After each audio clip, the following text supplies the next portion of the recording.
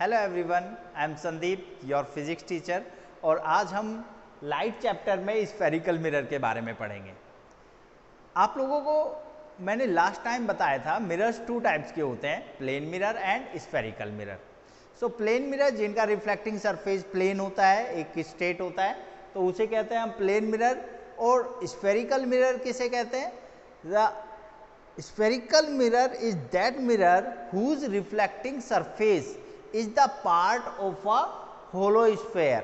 मतलब जिसका reflecting surface किसी स्फेयर का एक पार्ट है, उसे हम क्या कहेंगे? स्फेरिकल मिरर कहेंगे। क्लियर? अब ये स्फेरिकल मिरर टू टाइप्स के होते हैं, concave mirror and convex mirror. That was the first part, concave and convex, right. So अब ये तो हमें पता चल गया स्फेरिकल मिरर क्या है, लेकिन स्फेरिकल मिरर्स में जो हमने इस पूरे स्फेयर से एक कट करके एक पार्ट निकाला, उसको एक तरफ हमने सिल्वर पॉलिश किया, ठीक है, और एक तरफ हमारा रिफ्लेक्टिंग सरफेस यानी कि जो मिरर सरफेस है वो दूसरी तरफ रह गया। अगर हम आउटसाइड यानी कि बाहर से अगर इसको कोडिंग करें, यानी कि बाहर से इसको सिल्वर पॉलिश करें, तो उसका अपोजिट साइड जो होगा रिफ्लेक्टिंग सरफेस होगा। तो हम ये कह सकते हैं कि जिसका रिफ्लेक्टिंग सरफेस सेंटर की तरफ होता है उसको क्या कहते हैं? कॉनकेव मिरर कहते हैं। और जिनका रिफ्लेक्टिंग सरफेस सेंटर से अवे यानी कि दूर होता है उनको क्या कहते हैं? कॉन्वेक्स मिरर कहते हैं। जैसे इसमें जो कोडिंग की गई है वो अंदर की तरफ की गई है, right.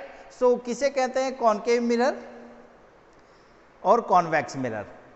So the reflecting surface is towards the center of the sphere। Sphere की तरफ को अगर रिफ्लेक्टिंग सरफेस है तो वो मिरर क्या कहलाएगा? Concave mirror. And what is the convex mirror?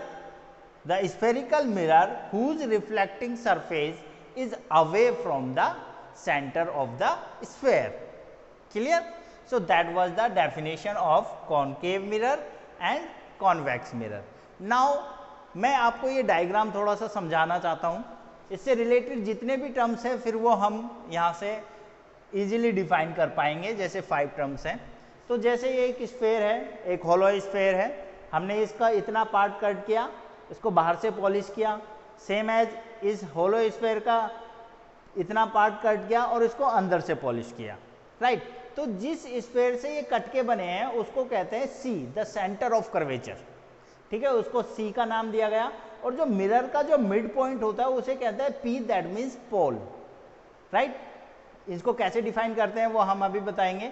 और जो सेंटर ऑफ कर्वेचर से पोल की जो डिस्टेंस है, यानी कि जो इस स्फेयर का, या हम ये कहें कि जो इस स्फेयर पार्ट की जो रेडियस है उसको कहते हैं radius of curvature. Clear? Same as for the convex mirror, ठीक है, ये एक पार्ट है pole, centre of curvature, and that was the radius of curvature या रेडियस ऑफ स्फेयर। और जो एम और एम डैश जो पॉइंट है वो कहलाता है एपर्चर, ठीक है, जो डायमीटर है मिरर का या स्फेरिकल सरफेस का, ठीक है। तो हम यहाँ पे डिफाइन करेंगे। सबसे पहले सेंटर ऑफ कर्वेचर किसे कहते हैं? सेम है जैसे मैंने अभी आपको बताया, the centre of the sphere from which the mirror is a part। जो मिरर जिस स्फेयर का एक पार्ट है उसका जो सेंटर है उसको क्या कहेंगे? सेंटर ऑफ कर्वेचर कहेंगे, right. Second, the pole. What is a pole?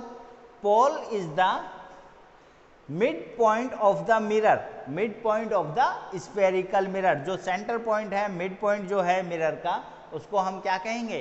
पोल का नाम देंगे और उसको P से डिनोट करते हैं। Now the radius of curvature, we can define the radius of curvature, the distance between the pole and the centre of curvature is called radius of curvature. और we can say that radius आप किसी तरफ से भी नापे बराबर आएगी, तो हम सीधे सीधे कह सकते हैं the distance of mirror, of spherical mirror from the centre of curvature is called radius of curvature, ठीक है। और रेडियस ऑफ कर्वेचर उसी की रेडियस होती है जिस स्फेयर से ये कट के बना है, ठीक है, जिसका ये एक पार्ट है। Now the principal axis, principal axis is the line of joining. Axis मतलब ये अगर हम इसको एक्सिस का नाम दें, दैट इज एक्स एक्सिस और वाई एक्सिस, एक एक्स वाई प्लेन पे डिनोट करें, ठीक है। तो जो लाइन जॉइनिंग है पोल से, पोल और सेंटर ऑफ कर्वेचर के, ठीक है, the line joining pole to the centre of curvature is called principal axis, ठीक है। तो प्रिंसिपल एक्सिस किसे कहते हैं कि पोल से सेंटर ऑफ कर्वेचर को जो लाइन ज्वाइन करती है, ठीक है, उसे क्या कहेंगे, प्रिंसिपल एक्सिस कहेंगे, right. Now the aperture, what is aperture, the diameter of the sphere, sorry the diameter of the mirror, mirror का जो डायमीटर है, ठीक है, जो लेटरली जो डिस्टेंस है m और m डैश, सेम एज यहाँ पर भी m और m डैश, ये क्या है, अपर्चर कहलाएगा, ठीक है। So that was the sum definition related to the spherical mirrors, और ये चाहे कॉन्वेक्स हो या कॉनकेव मिरर हो, दोनों के लिए ही सेम होगी। सो आपको ये सब नोट करना है, इनकी डेफिनेशन नोट करनी है, और आपको ये डायग्राम के पहले ये डायग्राम बना के आपको ये नोट करना है ताकि ये अच्छे से समझ में आ जाए, राइट क्लास। और इससे रिलेटेड अगर कोई भी प्रॉब्लम आती है वो हम बाद में डिस्कस करेंगे। और दूसरी बात, और इससे आगे हम जो मिरर्स के बारे में पढ़ेंगे, इमेज फॉर्म के बारे में पढ़ेंगे, उसमें ये सभी पॉइंट मोस्ट इंपॉर्टेंट है, तो आप इन सब पॉइंट को याद करके और अच्छे से समझ के चलिएगा। Thank you.